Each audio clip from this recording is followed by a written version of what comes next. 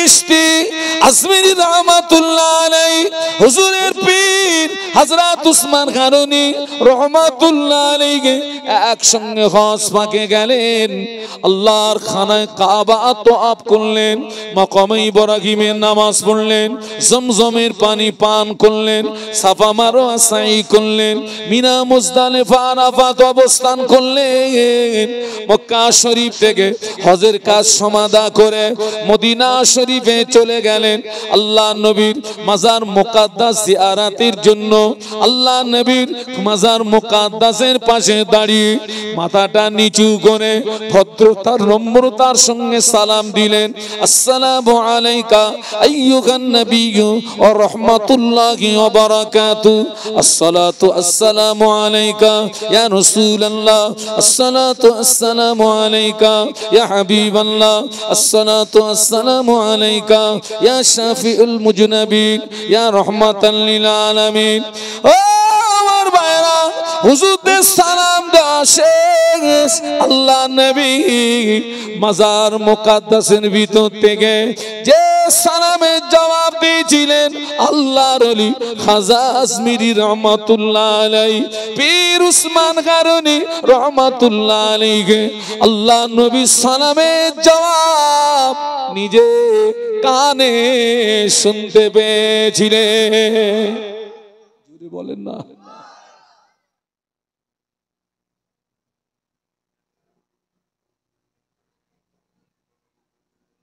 আমরাও সালাম দিয়েছি বাবা, নবী আমাদের সালামের উত্তর দিয়েছে বাবা, কিন্তু শুনতে পাইনি। এর জন্য দোষ কাদের?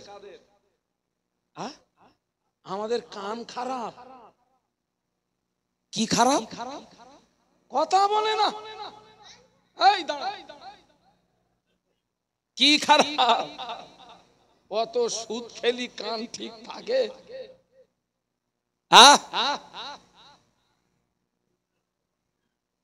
অত সুদ খেলে এ কান ঠিক থাকে গা? রাবিয়া বাসরি রহমাতুল্লাহ আলাইহা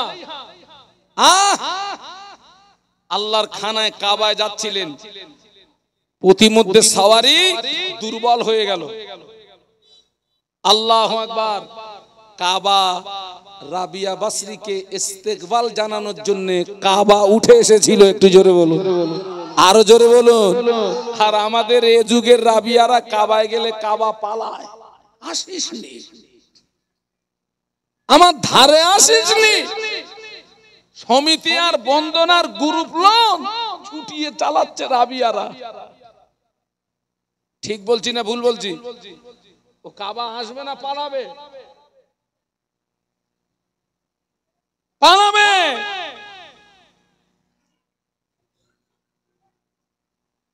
চার ইমামের এক ইমাম ইমাম মালিক রহমাতুল্লাহ আলাইহি মক্কা থেকে হজের কাজ সমাধা করে মদিনা শরীফে যাবেন। আল্লাহ নবী বললেন, মান যারা কবরি বাদা ওয়াফাতি ফাকান্নামা দারানি ফি হায়াতি।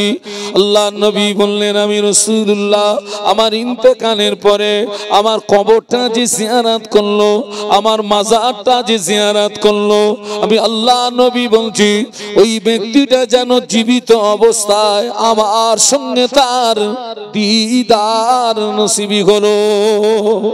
আল্লাহ নবী বললেন, মান যারা কবরি ওয়াজাবাত লাহু শাফাতি। আল্লাহ নবী বললেন, আমি রাসূলুল্লাহ আমার ইন্তেকালের পরে আমার কবরটা যে জিয়ারত করলো, আমার মাজারটা যে জিয়ারত করলো, আল্লাহ নবী বললেন কিয়ামতের ময়দানে ওই ব্যক্তির জন্য সুপারিশ করাটা আমি রাসূলুল্লাহর পক্ষে ওয়াজিব হয়ে গেল। জোরে বলতে পারলেন না? মোহাব্বতে বলতে পারলেন না? তাকবীর দেন তো, নারায়ে তাকবীর। মক্কা শরীফে ঘোড়ার পিঠে উঠেছেন, ঘুরেছেন, লেকিন পায়ে বলুন জুতো নেই। কার? ইমাম মালিকের। কিন্তু উনি যেই মদিনার সীমানা এসছেন, চট জলদি ঘোড়ার পিঠ থেকে নেমে পড়েছেন। মদিনা শরীফে ঘোড়ার পিঠে উঠছেন না, ঘোড়ার রশিটা ধরে খালি পায়ে আল্লাহ নবীর মাজার মুকাদ্দাসের দিকে গুটি গুটি গুটি গুটি পায়ে এগিয়ে চলেছেন। ভক্ত মুরিদেরা বলছে, হুজুর আপনি মক্কা শরীফ মদিনা শরীফে জুতো পায়ে দিচ্ছেন না কেন বলুন তো হুজুর? কি মোহাব্বত, কি ভালোবাসা, হ্যাঁ কি মোহাব্বত, কি ভালোবাসা।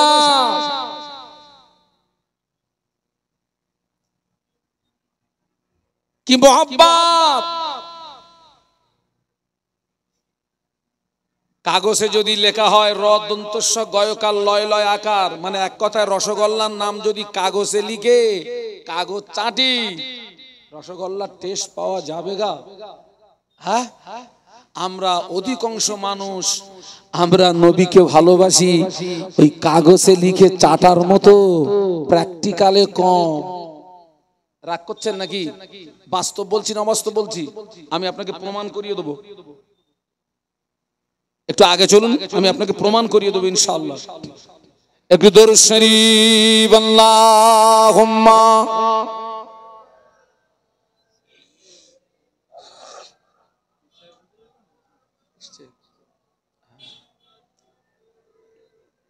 একটু তাকবীর দেন তো, নারায়ে তাকবীর, জোরে বলেন নারায়ে তাকবীর। আওলাদে মুজাদ্দিদুজ জামান, আওলাদে মুজাদ্দিদুজ জামান, আমার দাদা পীরের আওলাদ বলো জিন্দাবাদ, আমার দাদা পীরের আওলাদ বলো জিন্দাবাদ। শ্রদ্ধাভাজন হুজুর কিবলা, শ্রদ্ধাভাজন হুজুর কিবলা, নারায়ে তাকবীর। একটু জবান খুলে কলেমার জিকির লা ইলাহা ইল্লাল্লাহ। জবান খুলে ছেলেরা, জবান খুলে বলো লা ইলাহা ইল্লাল্লাহ।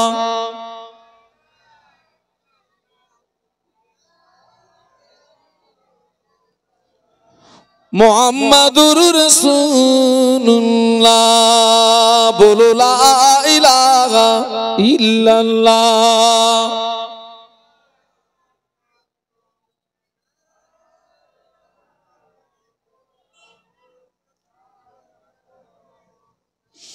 হর গেলমান সারা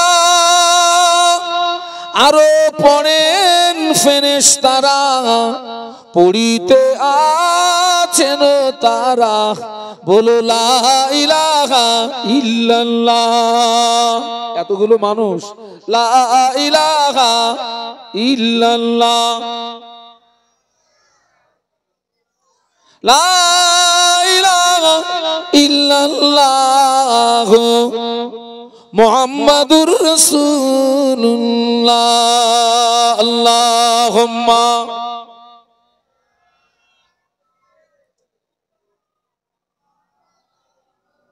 মুহাম্মদ।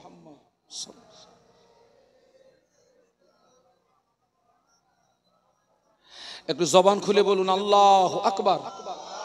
আর একটু আওয়াজ তুলুন, আর একটু আওয়াজ তুলে বলুন আল্লাহর নবী জীবনে কোনোদিন কারোর হক মারেননি। সুবহানাল্লাহ বলবেন না? নবীর দুধমার নাম কি? হালিমাতুস সাদিয়া রাদিয়াল্লাহু তাআলা আনহা। আম্মা জান হালিমাতুস সাদিয়া বর্ণনা করেন, আমি হালিমা যেদিন শিশু মুহাম্মাদের ঘরে প্রবেশ করেছি, আমার যেন মনে হচ্ছিল আসমানের চাঁদ আমার কোলে ধরা দিয়েছে। বলতে পারলেন না? একটু সবাই মিলে বলতে পারলেন না? আমার মায়েরা, আম্মা জান হালিমাতুস সাদিয়া বর্ণনা করেন, আমি শিশু মুহাম্মাদকে আমার কোলে যেই না তুলে নিয়েছি, আমার স্তন দুটি দুধে ভরে গেল, আমার স্তন দুটি দুধে ভরে গেল। হালিমাতুস সাদিয়ার একটি সন্তান ছিলেন, যে ছিলেন রাসূলুল্লাহর দুদুভাই দুদুভাই দুদুভাই। আম্মা হালিমাতুস সাদিয়া বলেন, আমি শিশু মুহাম্মাদকে আমার ডান স্তনটা দিয়েছি, শিশু মুহাম্মদ সুন্দর করে আমার ডান স্তনটা পান করেছে। আমি হালিমা আমার বাম স্তনটা যেই না দিয়েছি, শিশু মুহাম্মদ মুখটা ঘুরিয়ে নিয়েছে। যতবার দিয়েছি শিশু মুহাম্মদ ততবার মুখটা ঘুরিয়ে নিয়েছে। আম্মা হালিমা বলেন, শিশু মুহাম্মদ শুধু মুখটা ঘুরিয়ে নেয় না, চোখের ইশারায় যেন আমাকে বলছেন, ও মা হালিমা, আমি মুহাম্মদ পৃথিবীর জমিনে ভাইয়ের হক মারার জন্য আসি নাই, আমি মুহাম্মদ পৃথিবীর জমিনে ভাইয়ের হক পাইয়ে দেওয়ার জন্য এসেছি।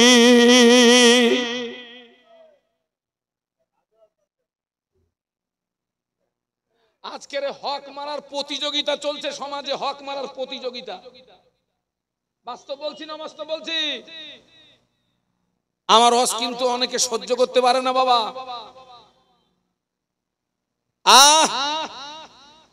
হক মারার প্রতিযোগিতা চলছে। বাপ ছেলের হক মারতেছে, ছেলে বাপের হক মারতেছে, স্বামী স্ত্রীর হক মারতেছে, স্ত্রী স্বামীর হক মারতেছে, ভাই বোনের ফারাজ মারছে। ঘটছে না ঘটছে না? তুমি নবীর উম্মত, তুমি নবীকে ভালোবাসো,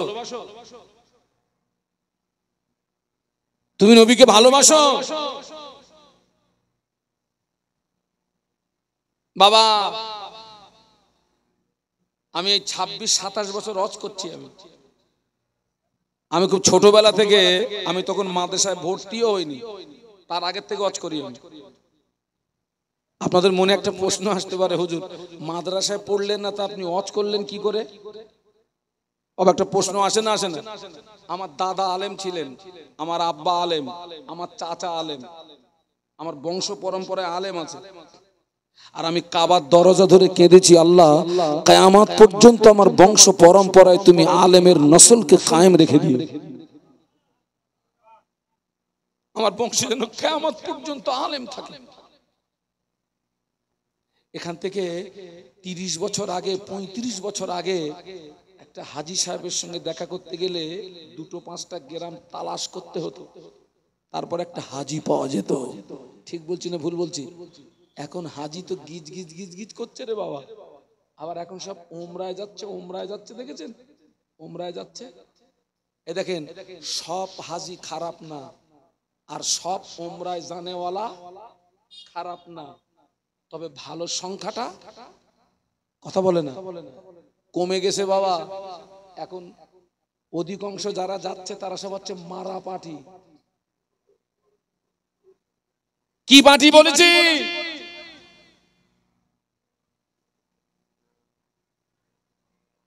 তোরা একটু চুপ কর, তোর বাপ দাদাদের একটু কথা বলতে দে, তোরা তো বলবি, আমার সোনার ছেলে তোরা। মারা পার্টি। এই পাশে নিউ টাউন, আমি প্রচুর মাহফিল করি। মাহফিলে গেছি, বৃদ্ধা মানুষ পর্দার সঙ্গে একদম আমার পাশে এসছে, এসে বলছে, হুজুর দুটো কথা বলবো। বলুন। বলছে, হুজুর ভাই আমার ফারাজ মেরে ওই টাকা খরচ করে হজে গেছে, হুজুর হজ হবে। এই বিশাল একটা ব্যবসা চলছে। ফারাজ মেরেছে 10 লাখ, হজে খরচ 5 লাখ, হজ হবে, গোনা মাফও হবে, আবার 5 লাখ লাভও পাবে। হেভি ব্যবসা। আচ্ছা, গোনাটা মাফ হলো কি করে? বলছে ওই যে কাবা শরীফের 4 কোণ বিশিষ্ট, ও আমার মায়েরা, ওই কাবা শরীফে একটি পাথর সেট করা, জান্নাতি পাথর। ওই পাথরটি নাম হলো হাজরে আসওয়াদ পাথর। ওই পাথরে চুমা দিলে জীবনের গুনাহ মাফ হয়ে যায়। কাবা শরীফের দরওয়াজা ধরে দোয়া চাইলে ওই দোয়াটা আল্লাহ পাকের দরবারে কবুল হয়ে যায়। মাকামে ইব্রাহিমের সামনে দোয়া করলে ওই দোয়াটা আল্লাহ পাকের দরবারে কবুল হয়ে যায়। সাফা মারওয়া পাহাড়ে দোয়া করলে ওই দোয়াটা আল্লাহ পাকের দরবারে কবুল হয়ে যায়। তবে শুনে রেখে দেন, আপনি নামাজ কাজা করেছেন, রোজা কাজা করেছেন, মিথ্যা কথা বলেছেন, হাজরে আসওয়াদ পাথরে চুমা দিলে নামাজের গুনাহ মাফ হতে পারে, রোজার গুনাহ মাফ হতে পারে, মিথ্যা গুনার কথা মাফ হতে পারে। কিয়ামত পর্যন্ত যদি তুই ওই হাজরে আসওয়াদ পাথরে চুমা দিস, ফারাজ মারার গুনাহ মাফ হবে না। কিয়ামত পর্যন্ত চুমু দে না।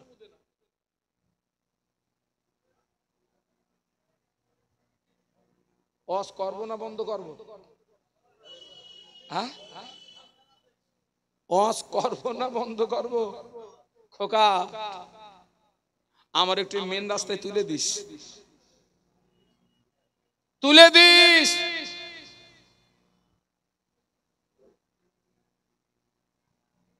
হবে না। আমার জীবনের প্রথম হজ হচ্ছে 2006 সালে, আমার জীবনের দ্বিতীয় হজ হচ্ছে 2014 সালে। আর আল্লাহ গেল বছর আমাকে একটু উমরায় নিয়ে গেছিলেন। আমার স্ত্রীর কাছে আমি ঋণী ছিলাম। আমার স্ত্রীকে আমি ওকে অনেক জায়গাতে নিয়ে যাওয়ার অফার দিয়েছি, কিন্তু আমার স্ত্রীর কথা ছিল একটা, দেখো আমি কোথাও যাব না, পারলে আল্লাহ যদি তৌফিক দেয় আমাকে একটু মক্কা মদিনায় নিয়ে যেও। আমি ওর কাছে ঋণী ছিলাম। আল্লাহ গত বছর সেই ঋণটা আল্লাহ আমাকে পরিশোধ করালেন। আমার ছেলে, আমার মেয়ে, আমার স্ত্রী, আমার ফ্যামিলিতে আমরা 4 জন, আব্বা মা কবরে চলে গেছে। আল্লাহ আমাকে নিয়ে গেছিলেন। আল্লাহু আকবার, আল্লাহু আকবার। আমি দোয়া চাই আপনারা যারা এখনো পর্যন্ত যেতে পারেননি, আল্লাহ যেন আপনাদের মক্কা মদিনার মেহমান হিসাবে কবুল করেন। বলুন আল্লাহুম্মা আমিন। তো 6 সালে হজ পাকে গেছি। আরাফাতের ময়দান, হজের একটি ফরজ হচ্ছে 9 জিলহজ কিছুক্ষণের জন্য আরাফাতের ময়দানে অবস্থান করাটা ফরজ। কি বলেছি বাবা?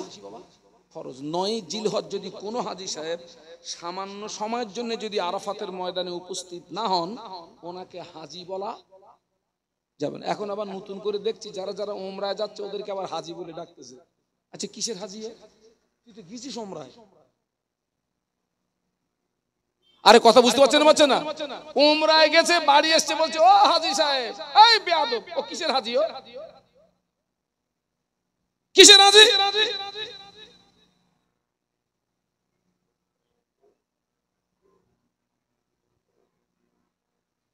6 সালে আমার চামড়ার চোখে দেখা, আল্লাহকে সাক্ষী রেখে বলছি, ওই বাগজোলার পাশে নারায়ণপুর বলে একটা গ্রাম আছে, নারায়ণপুর বাগজোলা, আরাফাতের ময়দানে আমরা বসে আছি। যে আরাফাতের ময়দানে আব্বা আদম আলাইহিস সালামের দোয়াটা আল্লাহ পাকের দরবারে কবুল হয়ে গিয়েছিল। একটু জোরে বলুন।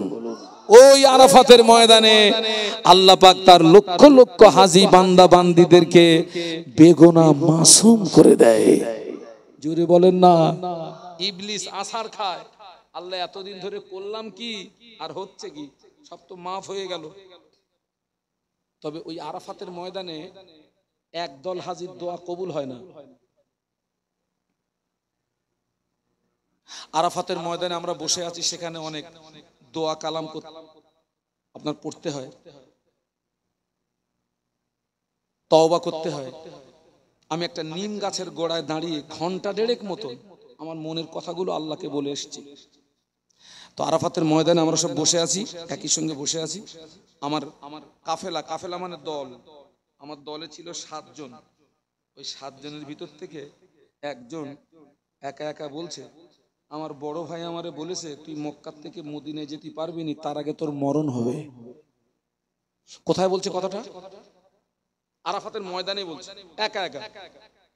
আমার বড় ভাই আমাকে বলেছে তুই মক্কা থেকে মদিনায় যেতে পারবি না, তার আগে তোর মরণ হবে।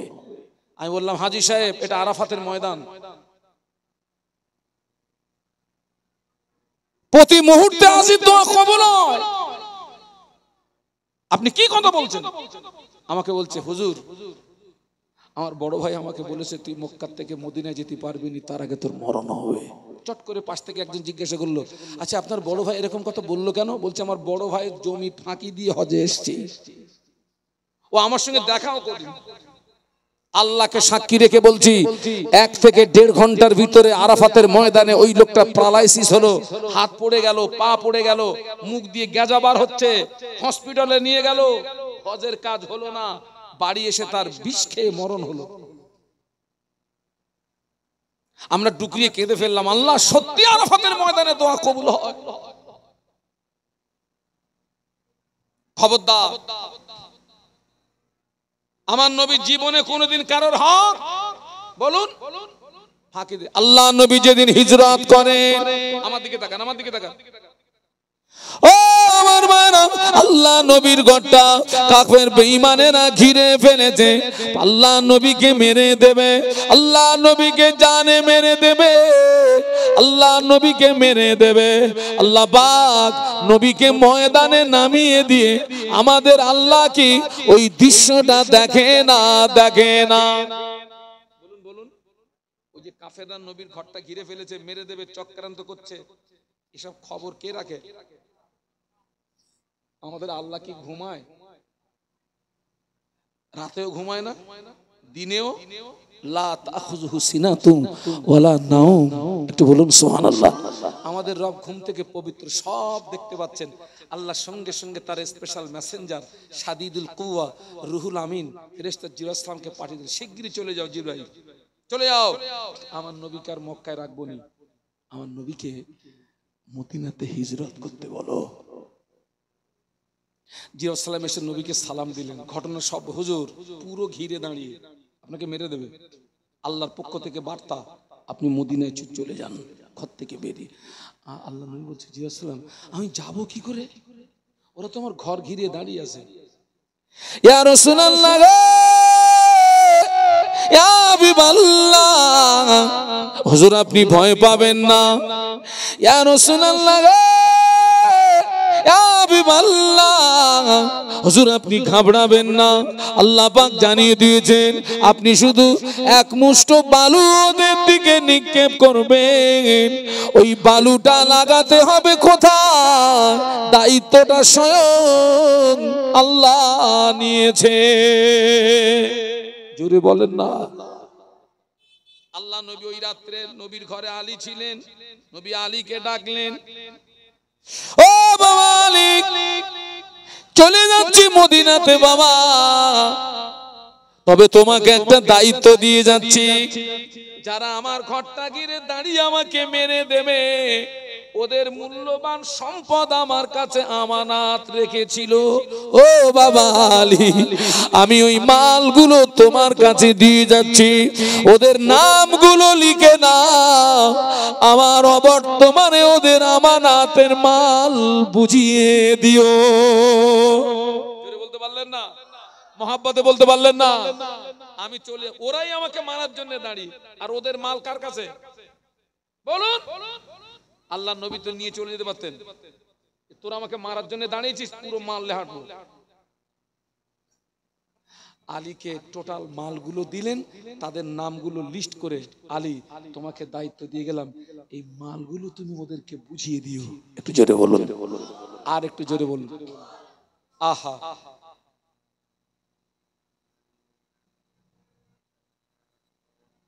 আজকে আমরা কি করছি? আমরা কি করছি একটু ভাবুন, একটু চিন্তা করুন।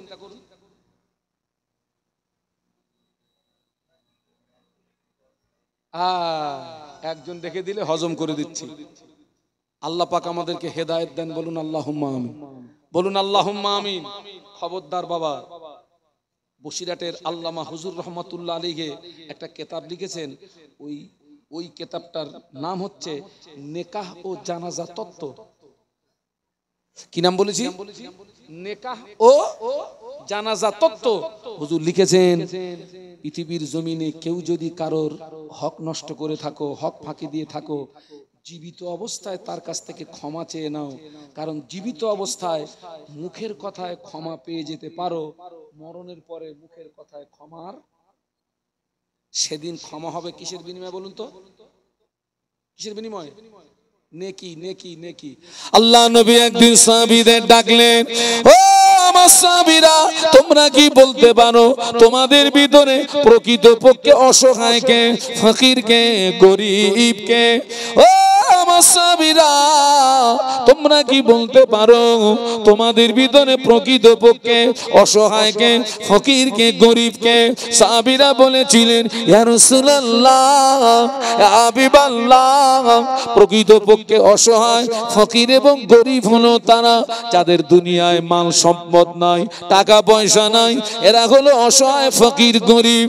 আল্লাহ নবী বললেন, না ও সাহাবীরা, ওরা প্রকৃতপক্ষে অসহায় নয়, ওরা প্রকৃতপক্ষে গরিব নয়, ফকির নয়। কিয়ামতের ময়দানে আমার একদল উম্মাত, উম্মতি প্রচুর নামাজ নিয়ে উঠবে, রোজা নিয়ে উঠবে, হজ যাকাত নিয়ে উঠবে, দান খয়রাত নিয়ে উঠবে, তাসবিহ তেলাওয়াত নিয়ে উঠবে, কিন্তু ওরা পৃথিবীর জমিনে কারোর হক নষ্ট করেছে, কারোর প্রতি জুলুম করেছে, কারোর রক্তপাত করেছে, কারোর প্রতি অত্যাচার করেছে।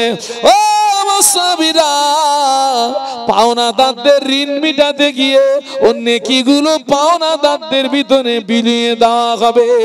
ওর নেকি যখন শেষ হয়ে যাবে, পাওনাদারদের গুনাহগুলো ওর ঘাড়ে চাপিয়ে দেওয়া হবে। ওই লোকটা অসহায় হয়ে যাবে, গরিব হয়ে যাবে, ফকির হয়ে যাবে। ফেরেশতারা অপমানের সঙ্গে ওই ব্যক্তিটাকে জাহান্নামায় নিক্ষেপ করবে। বলুন আল্লাহু আকবার, জবান খুলে বলুন। কারোর মনে বিনা কারণে দুঃখ কষ্ট দেওয়া যাবে না। এর জন্য কিয়ামতের ময়দানে আপনাকে ওই যে আল্লাহর কোরআন, ফামাইয়া আমাল মিসকালা যাররাতিন খায়রান ইয়ারা ওয়া মাইয়া আমাল মিসকালা যাররাতিন শাররান ইয়ারা। বান্দা যদি পৃথিবীর জমিনে যাররা পরিমাণে নেকির কাজ করে, আল্লাহ কিয়ামতের ময়দানে জাযা দিয়ে দেবে। বলুন সুবহানাল্লাহ। আবার বান্দা যদি পৃথিবীর জমিনে যাররা পরিমাণে গুনার কাজ করে, কিয়ামতের ময়দানে গুনার খেসারাতটাও বলুন বলুন দিতে হবে রে বাবা, দিতে হবে। সাবধান, খুব হুঁশিয়ার। এটা হচ্ছে আখিরি জমানা। সবাই মিলে বলুন তো কোন জমানা বাবা? একটু জবান খুলে বলুন। কঠিন জমানা। রাসূল বলেছেন, ইসবিউর রাজুলু মুমিনান ওয়া ইমসি কাফিরা ওয়া ইমসি মুমিনান ওয়া ইসবিউ কাফিরা। রাসূল বলেছেন, আখিরি জমানায় আমার একদল উম্মত, উম্মতি সকালবেলা ঈমান আনবে, সন্ধ্যাবেলা কাফের হয়ে যাবে, আবার সন্ধ্যাবেলা ঈমান আনবে, সকালবেলা কাফের হয়ে যাবে।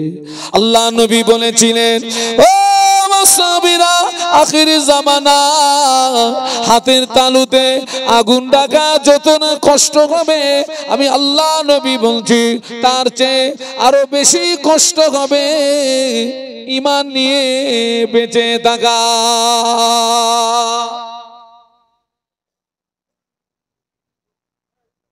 ওই দেখো টস মারতেছে, লাল টস।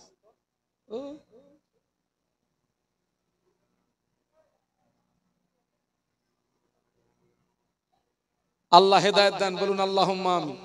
আমার দিকে তাকান, আমার দিকে তাকান। সেই বক্তব্য শুরু করেছিলাম, নবীকে, আল্লাহকে বান্দা হিসাবে আল্লাহকে পেতে গেলে তাবেদারি করতে হবে। কার? হ্যাঁ, তাবেদারি কাকে বলে? ইত্তেবা, অনুসরণ কাকে বলে? এই যে দুজন বসে আছে, এর ভিতরে আপনাদের মসজিদের ইমাম আছে কি? কোনটা ইমাম? ইনি। তো আমি এই ইমামকে অনুসরণ করি।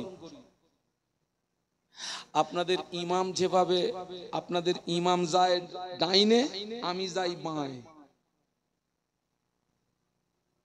ইমাম সত্য কথা বলে, আমি মিথ্যা কথা বলি। ইমাম পরের হক ফাঁকি দেয় না, আমি হক মেরে তুফান তুলে দিচ্ছি। ওটা কি অনুসরণ হলো না বিরোধিতা হলো? বলুন বলুন। তাহলে অনুসরণ কাকে বলে? ইমাম যেভাবে চলেন আমি ওইভাবে চলি, ইমাম যেভাবে কথা বলেন আমি ওইভাবে কথা বলি, ইমাম যেভাবে আহার করেন আমি ওইভাবে আহার করি, ইমাম যেভাবে ঘুমান আমি ওইভাবে ঘুমাই। এর নাম কি? এর নাম অনুসরণ। তার মানে আমার প্রত্যেকটা কাজ জানো কার মতো হয়? নবীর মতো হয়। কার মতো হয়? নবীর মতো হয়। বাবা হচ্ছে তো বাবা।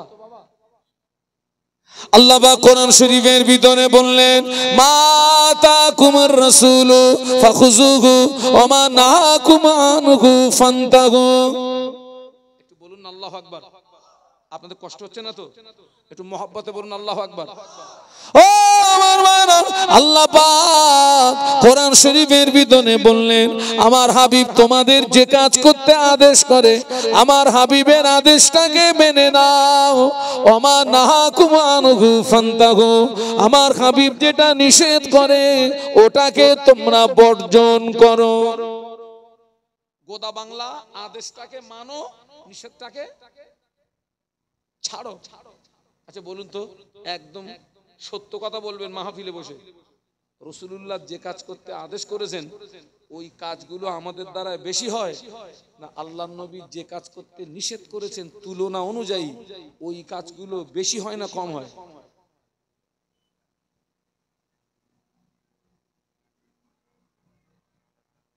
ও আমার মায়েরা, ১৫০০ বছর আগে আল্লাহ নবী ১৫০০ বছর আগে আল্লাহ নবী আমাদের কিছু জিনিস নিষেধ করে গিয়েছেন।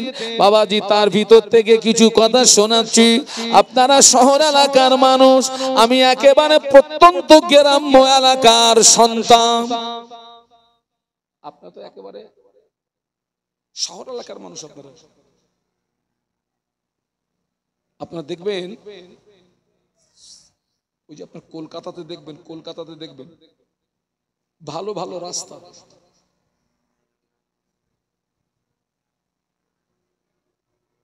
ভালো ভালো রাস্তা, হলুদ রঙের গোল বোর্ড,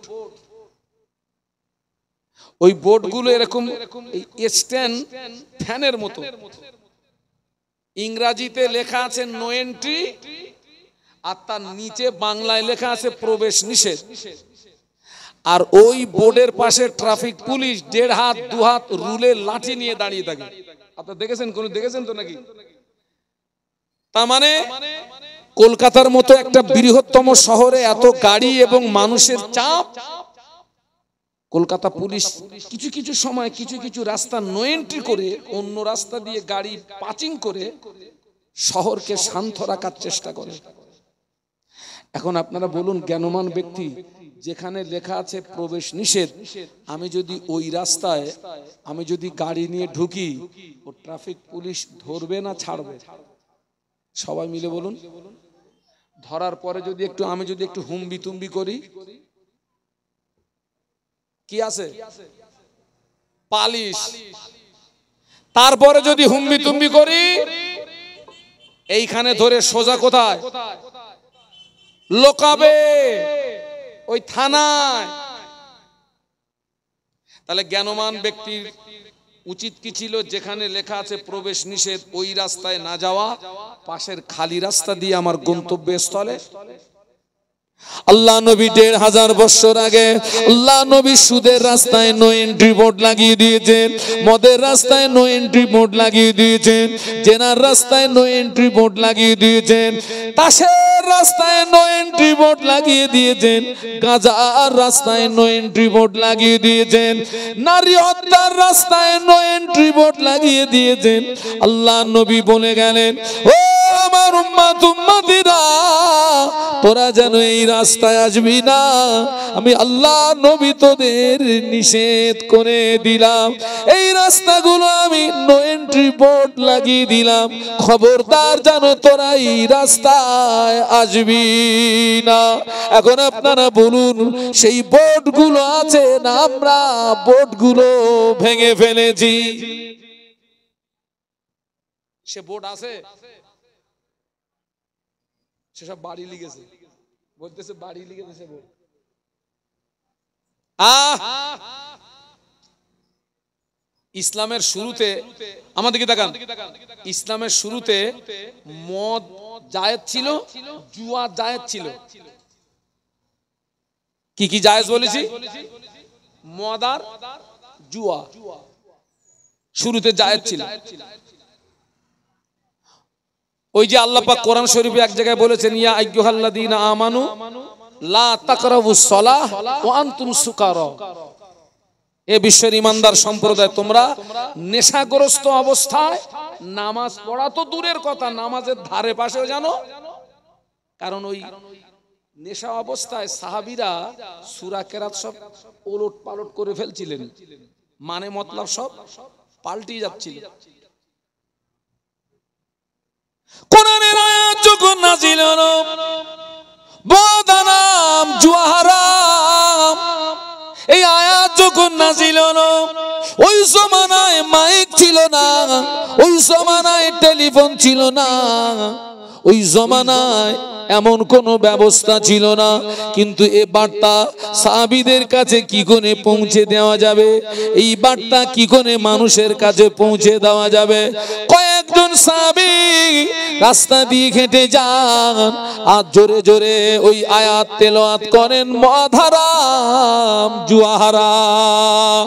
সাহাবীরা জোরে জোরে ওই আয়াত তেলাওয়াত করেন, মদ হারাম, জুয়া হারাম। দেখতে পাওয়া গিয়েছে কোন সাহাবী মদের বোতল হাতে নিয়েছে, হঠাৎ কানে আওয়াজ আসলো মদ হারাম, ওই সাহাবী মদের বোতল ফেলে দিয়েছে। কোন সাহাবী মদ গালে ঢেলতে যাবে, হঠাৎ ওই আওয়াজ আসে মদ হারাম, সঙ্গে সঙ্গে ফেলে দিয়েছেন। কোন সাহাবী মদ গিলে ফেলেছেন, কানে আওয়াজ গিয়েছে মদ হারাম, গালের ভিতরে আঙুল দিয়ে বমি করে মদ বার করে দিয়েছে। মক্কার অলিতে গলিতে মদের স্রোত বয়ে গেল, মক্কার অলিতে গলিতে মদের স্রোত বয়ে গেল। না না, হারাম হারাম হারাম হারাম হারাম, আল্লাহর ঘোষণা হারাম হারাম হারাম। মদের বোতল তারা ফেলে দিলেন। ১৫০০ বছর পরে সেই মদের বোতল মুসলমানের ঘরে জায়গা পেয়েছে না পাইনি? বলুন না, কথা বলুন না, পেয়েছে না পাইনি? আমি তো কোনো মুফতি টুফতি না ভাই, কোন রকমে মাওলানা পাশ করেছিলাম, জ্ঞানকাণ্ড তেমন কিছু নেই। তো অনেক সময় আমাদের কাছে ফোন করে, হুজুর একটা ফতোয়া একটু বলে দেন না। আমি বলি, খোকা আমি যে চামড়ার ডাক্তার, খোকা চামড়ার ডাক্তারের কাছে যদি অপারেশন করার রুগী আনে ও পারবে? ও তো 60 জনের দরকার। আগে কিসের দরকার? কথা বলেন না কেন? খোকা আমি যে চামড়ার ডাক্তার। আচ্ছা ঠিক আছে, বল দেখি তুই। তো বলতেছে, হুজুর এই একটা ছেলে আর একটা মেয়ে ভালোবাসা করেছিল, এখন ভালোবাসার অবস্থায় ওই মেয়ের পেটে বাচ্চা গেছে, ওই ছেলে কি ওই মেয়ের বিয়ে করতে পারবে? আমি বললাম, খোকা আমার হালি পানি পাচ্ছে না, তুই অন্যদিকে দেখ, 60 জনের কাছে যা, চামড়ার রোগটা হলি আসিস, একটু মলম টলম দিয়ে দেবো। আবার কেউ কেউ আপনার ওই মুম্বাই থেকে ফোন করছে, হুজুর সর্বনাশ হয়ে গেছে। হুজুর কি হয়েছে খোকা? বলতেছে, হুজুর ওই মদ খেয়ে বাড়ি এসে স্বামী স্ত্রীর দ্বন্দ্ব করে ওই স্ত্রীর 3 তালাক দিয়েছে হুজুর, এখন তালাক কি হবে? আচ্ছা ফতোয়াটা আপনারা একটু দেন দিন, হবে বলে মনে হয়? আপনারা আমাকে প্রশ্ন করতে পারেন, হুজুর আমরাও তো সার্জেন না, আর আমরাও তো চামড়ার ডাক্তার, তার মানে আমরাও তো মুফতি না। আপনারা মুফতি না মানে মুফতির বাপ, মুফতি না মানে ফতোয়া ফারাজ এখন হয় কোথায় বলেন তো? ওই বড় বড় চার দোকানে যাবা, তুফান তুড়িয়ে দিচ্ছে সব, তুফান তুড়িয়ে দিচ্ছে। ফতোয়া দেন, কেউ যদি মদ খেয়ে তালাক দেয়, তালাক হবে না হবে না?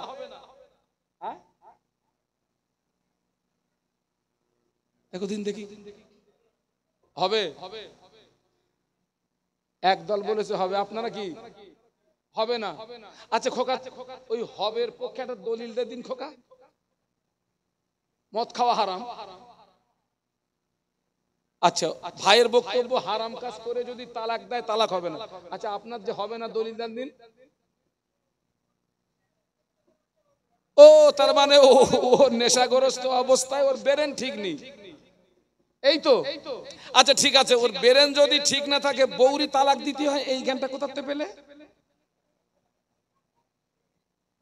আজ পর্যন্ত কোন মাতাল ওর শালি রেগে বলেছে যে শালি 3 তালাক? বলুন বলুন বলুন। কিন্তু আজ পর্যন্ত কোন মাতাল ওর বউরে তালাক দেছে ও কিন্তু বলিনি যে 10 তালাক। বলতেছে কত তালাক বলেছে? ও জানে 3 গিয়ার মারলে আউট হয়। ওর এই গানটা কি করে থাকলো? অতএব শরীয়তের মসলা হলো মদ পান করে তালাক দিলে ও তালাক হয়ে যাবে। কোন ক্যামেরায় কথা বলছি আমি? আজ পর্যন্ত কোন মাতাল তো শাশুড়ি দিকে বলেনি মা তো 3 তালাক দিলাম। ও যা দিচ্ছে কোথায় দিচ্ছে? ও জানে এই জায়গায় দিলি কাজ হয়। ওর জ্ঞান যদি না থাকে তো ওই জায়গায় দিচ্ছে কেন? আ ১,৫০০ বছর আগে সুদের ফোয়ারা ছুটেছিল মক্কার জমিনে। সুদের ফোয়ারা ছুটেছিল মক্কার জমিনে। কোরআন নাজিল হলো সুদ হারাম, সুদ হারাম, সুদ হারাম। ১,৫০০ বছর পরে সেই সুদ মুসলমানের ঘরে জায়গা পেয়েছে না পায়নি। ও আমার ভাইরা, বাবাজি সুদের ৭০ প্রকারের গুনাহ, সুদের ৭০ প্রকারের গুনাহ। সবচেয়ে বড় গুনাহ হলো আল্লাহ নবীর সঙ্গে যুদ্ধ ঘোষণা করা। আর সবচেয়ে ছোট গুনাহ হলো নিজের মায়ের সঙ্গে জিনা করা। বড় গুনাহ হলো আল্লাহ নবীর সঙ্গে যুদ্ধ ঘোষণা করা। ছোট গুনাহ হলো নিজের মায়ের সঙ্গে জিনা করা। আগে গরিবরা সুদ খেত, ধনীরা ভালো ছিল। আগে গরিবরা সুদ খেত, ধনীরা ভালো ছিল। এখন দেখছি বাবা গরিবদের চেয়ে ধনীরা বেশি সুদ খাচ্ছে। মানেন না? গরিবরা তবু কিয়ামতের ময়দানে একটা কথা বলতে পারবে, আল্লাহ অভাবে তাড়নায় খেয়ে ফেলেছি। একটা কথা বলার সুযোগ আছে, আল্লাহ পাক অভাবে তাড়নায় খেয়ে ফেলেছি।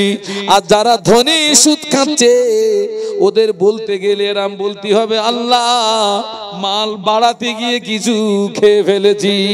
ঝাপটানি চলবে না, বন্ধ হবে। আগে দেখতাম পুরুষেরা শুধু খেত, মহিলারা ভালো ছিল। পুরুষ সুদ খেত, মহিলারা ভালো ছিল। বাবা মহিলারা এখন সমান অধিকার চাচ্ছে, মহিলারা এখন সমান অধিকার চাচ্ছে। বাংলাদেশের বিশ্ববিখ্যাত বেশ্যা তাসলিমা নাসরিন, যার এখন বাংলাদেশে জায়গা নাই, দেশ থেকে তাড়িয়ে দিয়েছে, হাসিনার মতো তাড়িয়ে দিয়েছে। আমার ভাইরা, ওই তাসলিমা নাসরিন কোরআনের ভুল ধরেছে। কোরআন শরীফে আছে একটা পুরুষ 4টে মেয়েকে বিয়ে করতে পারে। একটু বলুন সুবহানাল্লাহ। এটা কোরআনের ঘোষণা। একটা পুরুষ 4টে মেয়েকে বিয়ে করতে পারে। তবে কোরআন একটা শর্ত দিয়েছে, যে পুরুষ 4টে মেয়েকে বিয়ে করবে ও যদি দাড়ি পাল্লার কাঁটা সমান রাখতে পারে তবে 4টে করবে। আর কাঁটা যদি আপ ডাউন মারার ভয় থাকে, একটার বেশি যেন হাত বাড়াবি না। আপ ডাউন মারা বোঝেন? কথা বলে না। আল্লাহর কাঁটা যদি সমান রাখতে পারিস 4টের দিকে হাত বাড়া। আর যদি আপ ডাউন মারার ভয় থাকে এক তালে সন্তুষ্ট হয়। আপ ডাউন মারা কারে বলে? কম বেশি মানে সমান দেখতে, মানে এই চোখে 5 মিনিট, এই চোখে 5 মিনিট, এর নাম তো সমান দেখা। ও ঠিকই বলেছে, কিন্তু ব্যাখ্যাটা এইরকম, ওই 4 স্ত্রীর পূর্ণ হক যদি আদায় করতে পারো কিন্তু বর্তমান যুগে দেখা যায় এখানে যদি কার দুটো তিনটে থাকে সেজন্য আবার ওর যেন নিজের গায়ে টেনে নিও না। দেখা যায় যাদের দুটো তিনটে করে বিয়ে আছে, ছোটটা হচ্ছে সোনার মধু, আরগুলো বাস্তব না অবাস্তব? এখন ওই তাসলিমা নাসরিন বলল কোরআন এখানে মেয়েদেরকে হক, মেয়েদের হক নষ্ট করেছে, ছেলেদের হকটা বেশি দিয়েছে। পুরুষ যদি চারটে মেয়েকে বিয়ে করতে পারে, মেয়েরা কেন চারটে পুরুষকে বিয়ে করতে পারবে না? আগে দলিলটা কে দেশে বলেছি? ওই আর বলবো না বাবা, ওই তাসলিমা নাসরিন বিশ্ববিখ্যাত বেশ্যা।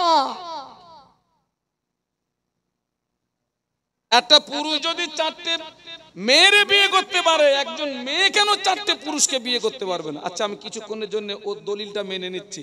আচ্ছা ভাই, একটা পুরুষ যদি চারটে মেয়ের বিয়ে করে, ওগা যা বাচ্চা হবে, ওই বাচ্চার বাপ বলতে কোনো অসুবিধা হবে? বলুন বলুন, সবাই মিলে বলুন। ওই চারটে মহিলার গর্ভ থেকে যে বাচ্চাগুলো হবে, বাপ বলতে কোনো অসুবিধা হবে? এইবার এটা উল্টিয়ে দেন, একজন মেয়ে যদি চারটে পুরুষরে বিয়ে করে, বাচ্চা হলে বাপ বলবে কার? বলতে গেলে এরকম বলতে হবে, ও আব্বা। আরে বাপ বলবে কার? কার প্রোডাকশনে তৈরি হয়েছে? আগে পুরুষ না শুধু কিন্তু মহিলারা ভালো ছিল বাবা। শুধু খোর যদি বিনা তওবায় মারা যায়, ও ঠিকানা জাহান্নাম, জাহান্নাম, জাহান্নাম। পুরুষ চিন্তা করতে আমি একা, শুধুকে একা কেন জাহান্নামায় যাব? বাবাজি, আগে আমি দূরে দারাজে মাহফিলে গেলে, আল্লাহ আমাকে হায়দ্রাবাদে মাহফিলে নিয়ে গিয়েছেন, আল্লাহ আমাকে আহমেদাবাদে মাহফিলে নিয়ে গিয়েছেন, আল্লাহ আমাকে ত্রিপুরায় মাহফিলে নিয়ে গিয়েছেন, আল্লাহ আমাকে মহারাষ্ট্র নাগপুরে মাহফিলে নিয়ে গিয়েছেন, আল্লাহ আমাকে বাংলাদেশে মাহফিলে নিয়ে গিয়েছেন। এবং হজের পিরিয়ডে মক্কা মদিনায় হাজীদেরকে নিয়ে ওয়াজ করেছি। বাবাজি, আমি যখন দূরে মাহফিলে যেতাম, আমি আমার ভাবিদের কাছে, চাচিদের কাছে দোয়া চাইতাম, ভাবিরা, চাচিরা, আমি দূর দেশে যাচ্ছি, দোয়া করি সম্মান যেন আল্লাহ বজায় রাখে, মার খেয়ে যেন বাড়ি না আসতে হয়। আমি মেয়েদের কাছে দোয়া চাইতাম, এজন্য পুরুষদের চেয়ে মেয়েদের দোয়া আগে আল্লাহ পাকের দরবারে কবুল হয়ে যায়। পুরুষদের চেয়ে মেয়েদের দোয়া আগে আল্লাহর দরবারে কবুল হয় কেন? দোয়া কবুলিয়াতের এক নাম্বার শর্ত হলো হালাল রুজি খাওয়া। দোয়া কবুলিয়াতের এক নম্বর শর্ত কি বলেছি? আমার চেয়ে আমার বউটা হালাল খায়। কেন? মনে করেন আমার স্ত্রী মনে করতেছে হুজুর গেছে কোথায়, ওয়াজ করতে গেছে, আর আমি ওয়াজ না করে এই গ্রামতে ডাকাতি করে বাড়ি গেছি, জল করের মাছ খানিকটা চুরি করে ভোরবেলা মালঞ্চর কাটা বিক্রি করে বেশ খানিকটা টাকালে বাড়ি গেছি। আমার বাড়ির লোক কি মনে করতেছে? হুজুর ওয়াজ করে বাড়ি গেছে, তো ওই টাকাটা ওর জন্য কি বলুন? হালাল। আমার জন্য কি? তবে আমার স্ত্রী যদি জানে যে মাল ডাকাতি করে এসে, তাহলে ওর জন্যও কি হারাম, কিন্তু জানে না। এই জন্য আমি আগে দূর দেশে মাহফিলে গেলে মহিলাদের কাছে দোয়া চাইতাম, ও ভাবিরা, চাচিরা, ফুম্মারা, খালাম্মারা, তোরা আমার জন্য দোয়া কর, আল্লাহ যেন আমার ইজ্জত বাঁচায়। এখন আর মেয়েদের কাছে দোয়া চাই দি, কারণ এখন আমি দেখছি পুরুষদের চেয়ে অধিকাংশ মহিলারা এখন ডবল হারামখোর। এই জন্য আমি মেয়েদের কাছে আর দোয়া চাই না, যা চাই স্ত্রীর কাছে চাই, কারণ ওর সম্পর্কে আমি জানি। আমার স্ত্রীর কাছে আমি দোয়া চাই, আমার জন্য দোয়া করো, আল্লাহ যেন আমার ইজ্জত বাঁচায়। কিন্তু বাইরের মহিলাদের কাছে আর দোয়া চাই নাই। অধিকাংশ মহিলারা দেখছি ডবল হারামখোর। তবে এই এলাকার মেয়ের হালাল খোর। হ্যাঁ,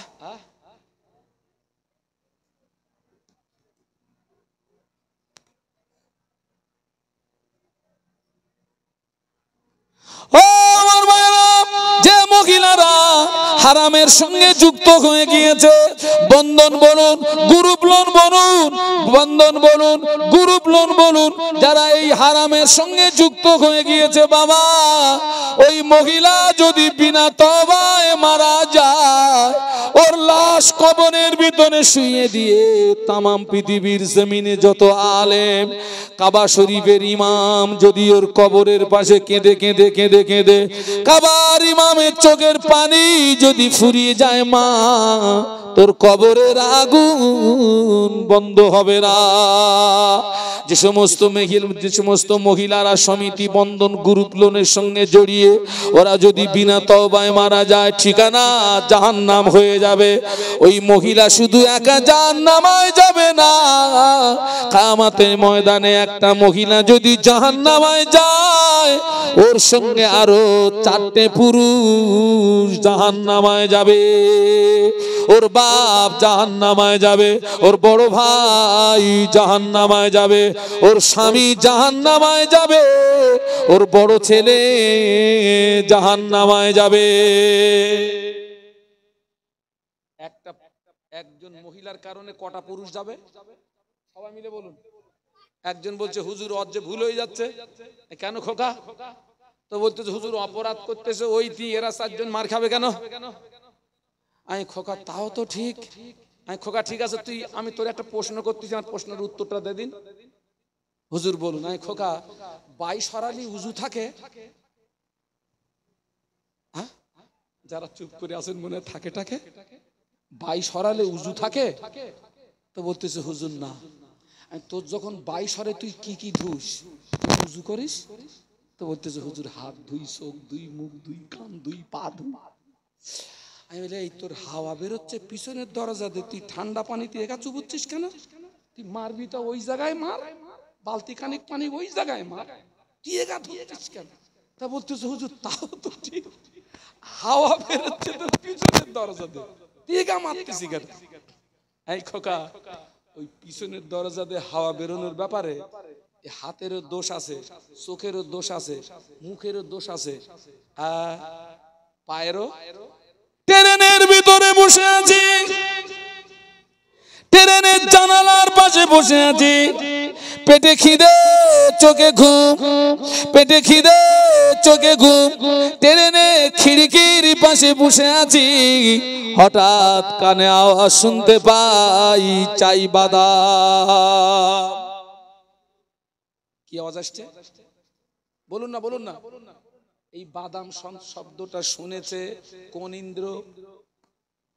কান, কান দিয়ে শুনেছে, জবান দিয়েও কেটে গেছে, হাত দিয়ে নিয়েছে, পা দিয়ে এগিয়ে গিয়েছে।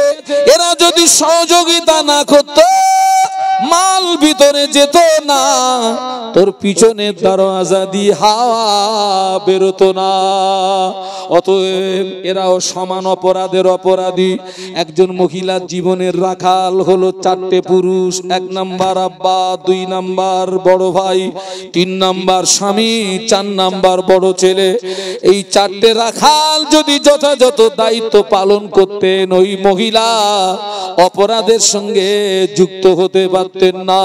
ওই মহিলা অপরাধ করে যে যতটা দোষী, এরা দায়িত্ব না পালন করার কারণে এরাও সমান দোষের দোষী। তবে মনে করুন ওই 4 জনের ভিতরে 2 জন দায়িত্ব পালন করেছে, বাপ দায়িত্ব পালন করেছে, বড় ভাই দায়িত্ব পালন করেছে, মেয়েটা শোনে না, মেয়েটা তাদের কথা দেয় না। কিয়ামতের ময়দানে আমার আল্লাহ ওই 2 রাখালকে নাজাত দিয়ে দেবে। আর একটু জোরে বলুন।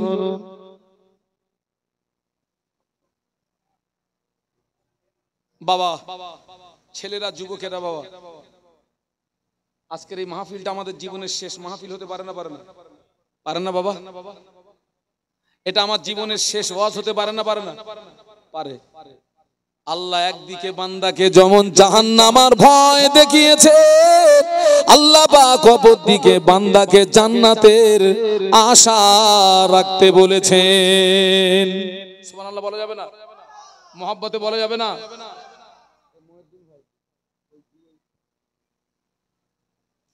আল্লাহ পাক বান্দাকে যেমন জাহান্নামের ভয় দেখিয়েছেন, আল্লাহ পাক বান্দাকে তেমন জান্নাতের আশা রাখতে বলেছেন।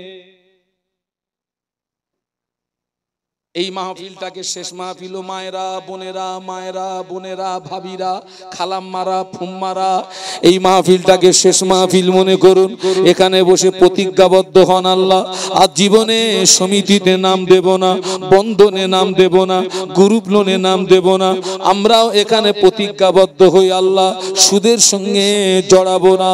এই প্রতিজ্ঞাবদ্ধ হয়ে এখান থেকে যদি খালেস অন্তরে তওবা করে বাড়ি যান, আজকে রাতে যদি মউত হয়ে যায়, ওই মউতটা আল্লাহ আপনাকে শাহাদাতের মউত দেবে। আর একটু জোরে বলুন সুবহানাল্লাহ। আমার ফুরফুরা শরীফের মুজাদ্দিদুজ্জামান দাদা হুজুর পীর কেবলা রহমাতুল্লাহ আলাইহি কোরআন শরীফের একটি আয়াতে শরীফা তেলাওয়াত করতেন আর কানতেন, কুলিয়া ইবাদিগাল্লাযীনা আসরাফু আলা আনফুসিহিম লা তাকনাতু মির রাহমাতিল্লাহ ইন্নাল্লাহা ইয়াগফিরুদ যুনুবা জামিআ ইন্নাহু হুয়াল গফুরুর রহিম। এই আয়াতে শরীফা তেলাওয়াত করতেন আর কানতেন আর ভক্ত মুরিদদের বলতেন, ও আমার ভক্ত মুরিদেরা, ও আমার সঙ্গী সাথীরা, আল্লাহ পাক কোরআন শরীফের ভিতরে আয়াতে শরীফা যদি নাযিল